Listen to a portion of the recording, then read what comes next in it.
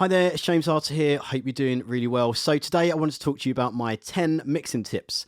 They will hopefully help you to create better mixes, make better decisions, and hopefully allow those mixes to translate better on multiple systems. There's a bunch to get through, so let's dive right in.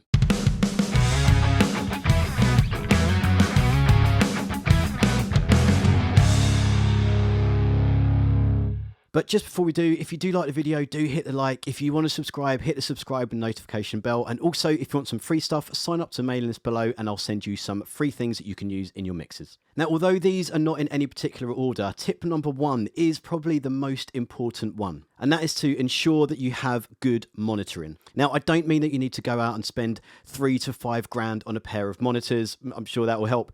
But what you do need to do is have a monitoring setup that you can trust. If you can't trust your monitoring, then you can't trust the decisions that you're going to make in your mix. So regardless of what monitors that you have, even if you spent £500 on a pair or less, make sure that you really know them. Really get to know the monitors. Listen to loads of different music on them so your ears are in tune to them. They might be a little bit bassy here and there, but if you know that, you might be able to make the right decisions to counteract that in the mixes. Where possible, put up some acoustic treatment in your room. I know with some of us, we're not going to have big, large mixing rooms. Some of them are quite small. In fact, my room is relatively small. I've got some acoustic treatment which helps to deal with some of the major issues. For example, the biggest issue can be bass frequencies. They're the longest frequencies. So what can happen is your monitors will spit out the bass frequencies. The waves will go all the way to the back of the room and then they'll come back because they haven't finished what they want to say yet. They haven't dispersed. So they'll come back and then they can essentially hit each other or build up or even do the opposite and make cuts. Essentially, they're known as room nodes. But what can happen is you can get build-ups or troughs of certain frequencies, which means that you're not going to be hearing the truth in your mixes. Something else that can really help to even this out is a software called SonarWorks, which I'm just going to show you now. As you can see on here, this is a graph of the measurements that were taken in my room. These are the 2 different speakers, and you'll notice that I've got a bit of a build-up around 140 hertz, and then I've got a trough around 180. Over here, I've got a bit of a drop in the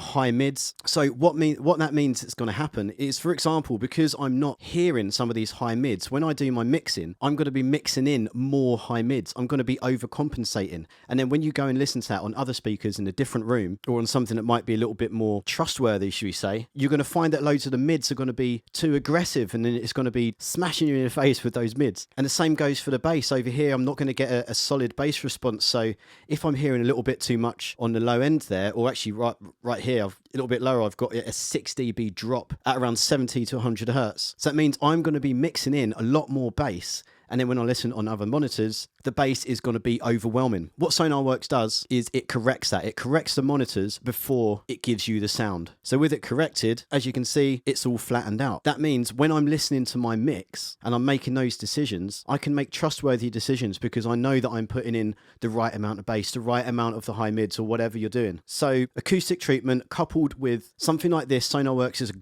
a great bit of kit, will really make a difference to your mixes and make them much more translatable. I actually had a conversation with a mixing engineer, someone who mixed my EP a couple of years ago, and he said that since people have started to use SonarWorks, he's been getting mixes that have been more balanced. It's not necessarily that it's made people better mixers, but it's just meant that they can make more informed decisions and they can submit something that they actually trust. Tip number 2, don't EQ in solo all the time. Now, I'm not saying to never listen to a kick drum on its own, to never listen to a snare drum on its own. What I'm saying is you need to listen to things in the context of your mix when you're making the big decisions. For example, you could spend an hour getting the best sounding kick drum, and then you could spend another hour getting the best sounding bass guitar. But when you put them together, you might find that they're taking up the same frequencies. You've got all of the low end from the kick is at around 60 to 80 hertz, and then the low end, the more sub of the bass is at the same place, and therefore they start to clash, and you just get a big build up of bass and you're not really hearing both of the instruments clearly. When you do the EQing in context, it means that you can make those decisions in a more solid way. So by all means, get your kick drum sounding fantastic, but when you get the bass in there, start adjusting the low end to see where the frequencies work the best, where they're not clashing. It can be the same with an acoustic guitar. You might have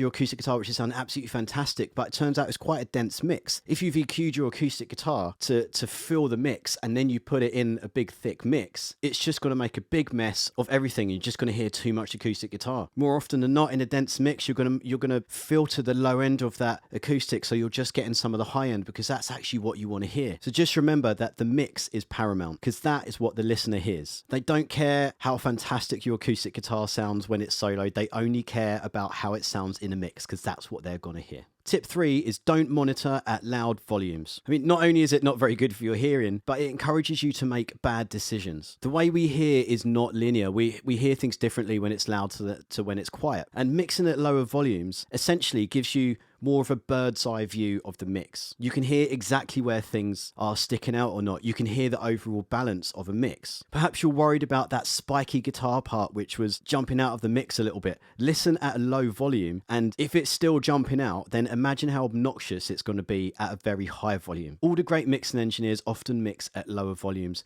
CLA, for example, is well known for mixing so low that he can hear his assistants in a room texting.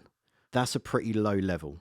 And I think it's safe to say that he's done one or two pretty fantastic mixes, and he's doing quite well from it. That's not to say that you can't turn it up. Andrew Sheps is actually known for mixing very low and very high. He doesn't really do much in between. And again, he gets very good mixes too. So next time you're mixing and you're cranking it up and you're just enjoying everything that you're doing, you're thinking everything's sounding fantastic, try turning it down. Try and get the same result, that same feeling that you're getting of excitement from it at a low level. Because when you turn that up, it's going to sound a billion times better. Tip number 4, take regular breaks. Ear fatigue is a thing. Critically listening for so long can really wear you out. The number of sessions I've done where I've been working all day, it might just not be mixing as such, it might be songwriting and whatnot. I've been listening critically for so long that it just takes so much energy from me, and I get to the end of the day and I'm absolutely drained. I've not been lifting massive bags of sand, I've not been building a house, I've not been doing anything physically draining, but I'm still absolutely knackered at the end of the day. This is great because it helps you to keep perspective as well. Sometimes it was that tea break which allowed you to see exactly what you were doing wrong with the mix. Why is my snare not coming through very well?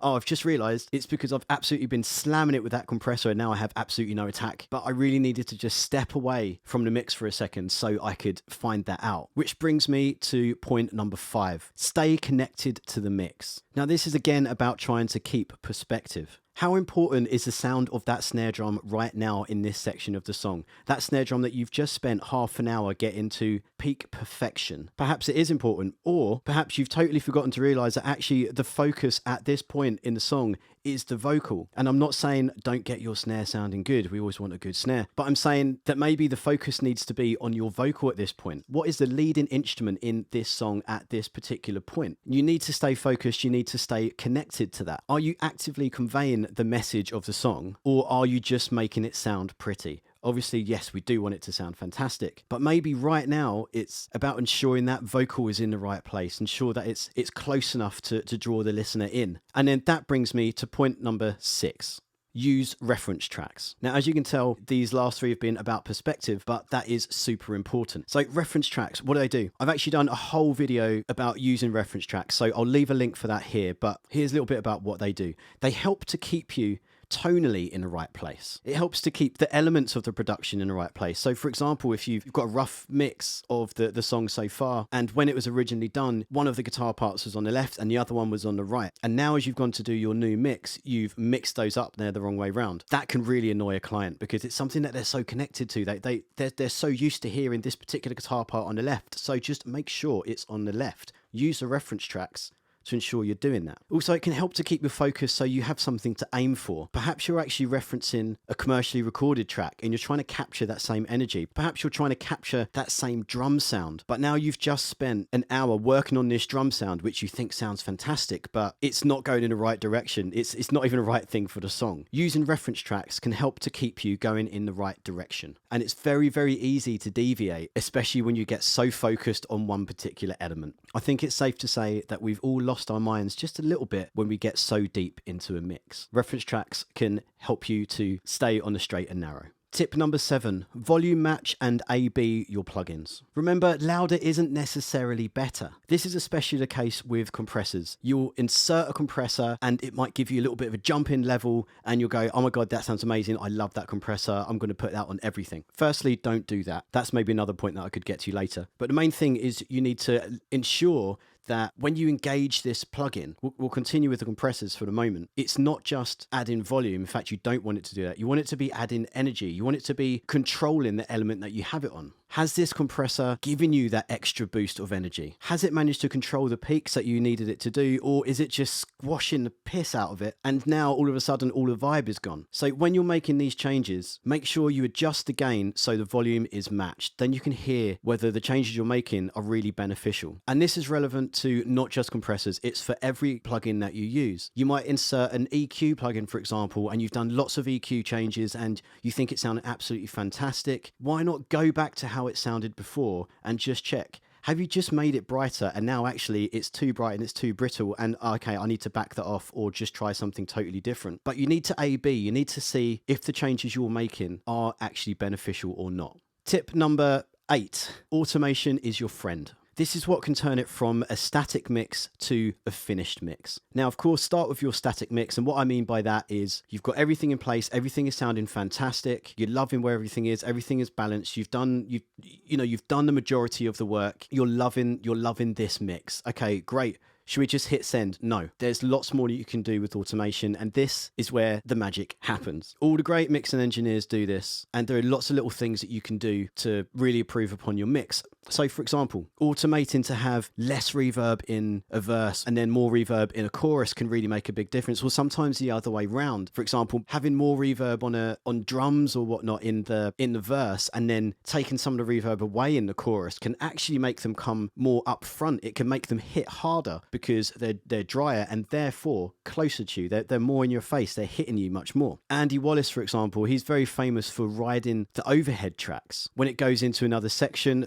specifically a chorus or a bigger section, he'll bring them up. So you get more high-end energy, you get more life, you get more excitement at that point. Now, when you listen to the mix, you're not necessarily going to notice, he's just brought up the overheads here. You're just going to feel that there's more energy. You're going to feel that you've gone into the next section and it's bigger than the section before. And that's what automation does. Andrew Sheps, for example, he'll do an automation pass at the end on the drums, where throughout the mix, he'll make small adjustments as it's going along to bring out the fills here and there, to bring out some big hits, especially when you've done a lot of compression on the drums. Sometimes it can lose some of the dynamics. So what he does is he puts the dynamics back in with volume. When a drummer is really smashing that kick and crash cymbal, give a little bit of a volume bump and you're really going to feel that. So it's automation that will really give your mix life. Tip number 9, don't worry, we're nearly there. Tip number 9 is learn the basics of your plugins before you spend loads of money on more. Now, we're all guilty of buying the newest plugin that's come out. We're all guilty of buying a plugin because it looks really, really nice. And the demos I've seen make everything sound absolutely fantastic. Well, yeah, I'm sure it does, but you might be able to get the same results out of a stock plugin. For example, Logic has so many compressors in there. They've basically got they've got everything covered, all the different types of compressor. If you spend the time learning what each compressor does, you're going to be able to get the best result out of that compressor. And therefore, you're going to be able to really convey the message of the mix because you know how to use your tools. I'm not saying don't spend money on flashy plugins. I do that too. But I have put the groundwork in first, so I do know most of the time whether I need to buy that plugin or not. So always do that first because you might already have the plugin that you need. You just need to spend a little bit more time learning how to use it. I'm a big fan of reading a manual. It's taught me so much and has really allowed me to get to grips with some of the plugins that I didn't really know that they did all of these things. But once I started to read the manual, I realized, okay, I get it. That's how I can get the best out of it. Now, the final tip number 10, is put yourself together a mixing template. Now, why do that? And you might be screaming, okay, but that means every mix is going to sound exactly the same and I'm not going to have anything different in my mixes and everything's boring. No, it doesn't. What it means is you're going to have a palette of sounds already at your fingertips. Being able to mix quickly is really, really useful because say you're trying to decide between whether you need a delay or a reverb or different reverbs on this particular vocal. You can just throw up a few, see which works the best right there, and then make the decision, make that commitment and go, great, that sounds good. Okay, I'm going to work with that for now. It doesn't mean you can't change your mind later, but it just means that you've made more decisions and you've managed to push forward. Now, all of the big mixing engineers do this. CLA, Andy Wallace, Michael Brower, and they'll already have a selection of reverbs and delays ready to go. That's just the start of it. You might have a room reverb, a plate reverb, and maybe a long haul reverb. And then maybe you've got some slightly different delays. You've got like a short, medium, and a long, all in time to the song. But it means that they're there ready for you to just play around. I actually did a video of CLA's Epic plugin. Essentially, he's got 4 reverbs and 4 delays ready to go, all on faders, and you can just play around at your heart's content and just pull up the faders, see what works. If it doesn't work, you move on to another one. That's essentially the same sort of thing. Now, not only do I have all of those set up, but I'll also have various parallel compressors set up. In fact, I have lots of different types of parallel processing all ready to be used, so I can just send different instruments to it, see if it works. If it does, great, I'll move on. If it doesn't, I'll move on to something else and try it, and I don't have to worry about wasting time trying to find exactly the right thing. I'm not saying that you don't add anything to your template. Of course, some songs need a specific reverb for this particular part in this song on this particular element. Of course, you insert it or you set up a send for whatever you need to do. But having a palette of sounds at your disposal ready to go, that's where you're going to get the real speed. That's where you're going to be able to make decisions. That's where you're going to be able to stay connected to the mix. And that's one of the main things to remember. You want to stay connected so you can make the best decisions. Eventually, I'll do a video talking about the mixing template that I've created, that I use, which is essentially just ideas begged, stolen and borrowed from various other mixing engineers. But in the meantime, it's a great idea to just get it set up with some of the basics, a few reverbs, a few delays, and some other bits of parallel processing here and there. Okay, and that's it. They're my 10 tips for mixing. Hopefully some of those will help you out. They'll help you to try and make some better decisions, make mixes that translate better on other systems, and also help you to just keep perspective. Now, that's it for now. Thank you very much for listening. I know it was a long one, but hopefully it will be of use. I'll see you next time. Cheers for watching.